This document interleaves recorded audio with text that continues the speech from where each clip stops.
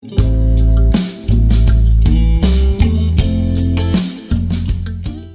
everyone, welcome back to JSD Vlogs. Today we're tackling a tough but important question. Why is the Philippines still poor?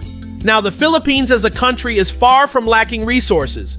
We have rich, fertile lands, abundant minerals, beautiful tourist destinations, and most importantly, a resilient and talented population. Yet poverty remains a major issue. So what's holding us back? It all boils down to one core issue: corruption. The country isn't poor in resources, but in the fair distribution of wealth and opportunities.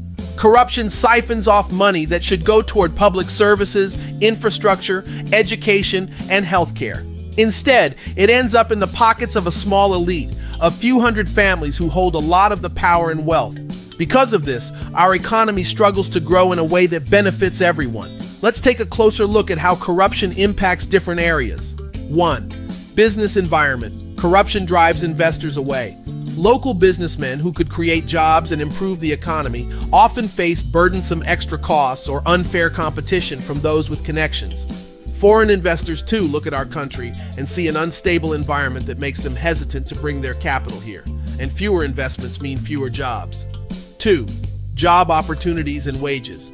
Because of this lack of investment, we have a job market that can't keep up with our growing population. Compared to other developing economies, the Philippines has fewer quality job opportunities, which impacts income levels and the standard of living for millions of Filipinos. 3.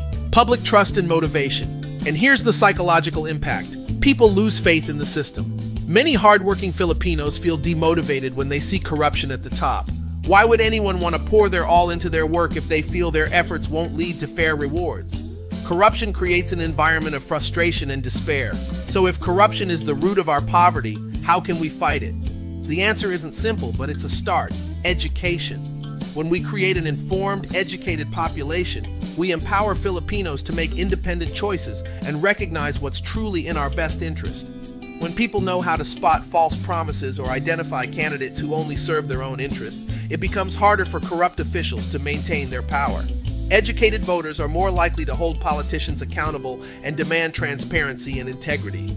Over time, this could mean a shift in the kind of leaders we elect, leaders who prioritize the welfare of the people over personal gain.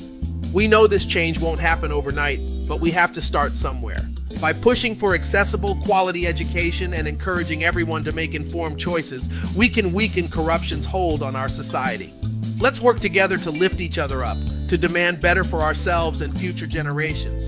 The Philippines has so much potential, and it's up to us to make sure it doesn't go to waste. Thank you for tuning in, and if you have thoughts or stories to share, please comment below. Together, let's keep the conversation going and continue to push for change.